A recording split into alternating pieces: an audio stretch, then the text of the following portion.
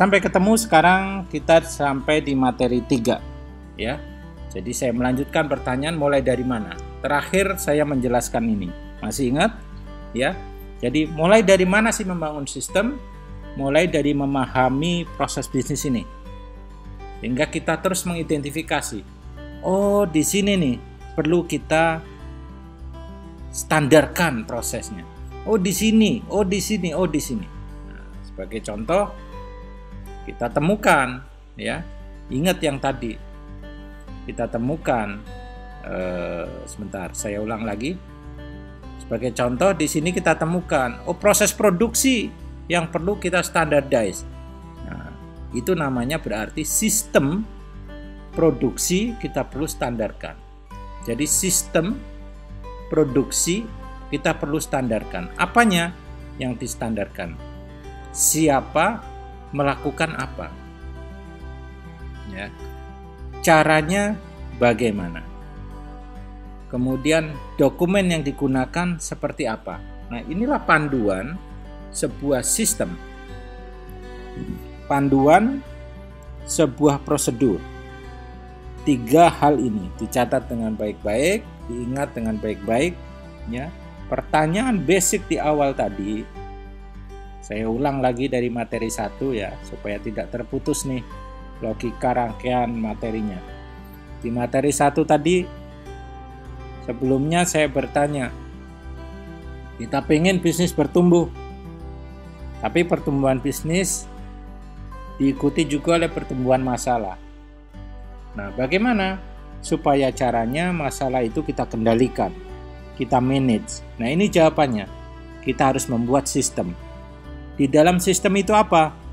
Terjelaskan di dalam sistem itu siapa melakukan apa, caranya bagaimana, dokumennya seperti apa. Nah, dengan rangkaian seperti ini, maka pertumbuhan masalah itu akan kita bisa kendalikan. Kita sebagai decision making, kita sebagai CEO, kita sebagai owner akan memiliki daya kontrol yang baik. Karena titik-titik yang memang kita harapkan dia berjalan dengan baik, kita sistemkan. Kira-kira begitu ya. Nah, jadi sekali lagi kita sampai ke how to start. Mulai dari mana? Nah, kita mulai mengidentifikasi sistem apa saja. Nah, sebagai contoh ya, kita identifikasi yang paling penting, penjualan. Nah, siapa melakukan apa? Siapa yang jualan? Ya. Terus caranya bagaimana? Jadi ketika kita bertumbuh, kita tidak mungkin kan kita sendirian yang melakukan.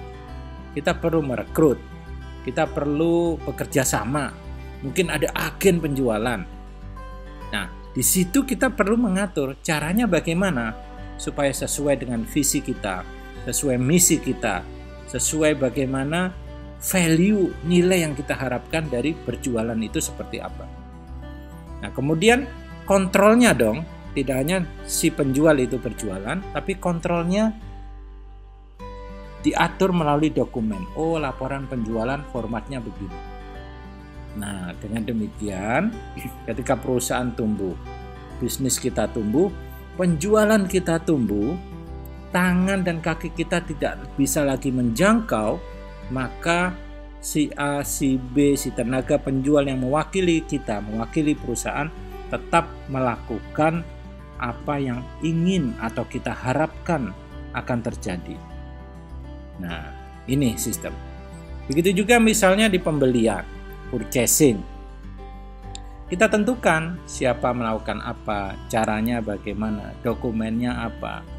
Nah, maka perhatikan bahwa ketika pembelian, proses purchasing ini diatur seperti ini, ya, maka expected atau activity yang diharapkan akan terjadi. Bayangkan kalau perusahaan makin besar, tidak mungkin kita sendiri yang melakukan pembelian. Purchasing tidak mungkin kita semua yang handle. Maka kita butuh tangan-tangan orang lain. Nah, bagaimana tangan-tangan orang lain ini tidak menimbulkan masalah? Di sini kita bangun sistem pembelian. Kita tentukan siapa melakukan apa. Caranya bagaimana? Dokumennya apa sebagai kontrol. Strategi yang lain, HRD, ya. Dulu di awal kita merekrut 1-2 orang. Kita sebagai owner melakukan perekrutan sendiri, melakukan pembinaan sendiri. Tapi ketika kemudian harus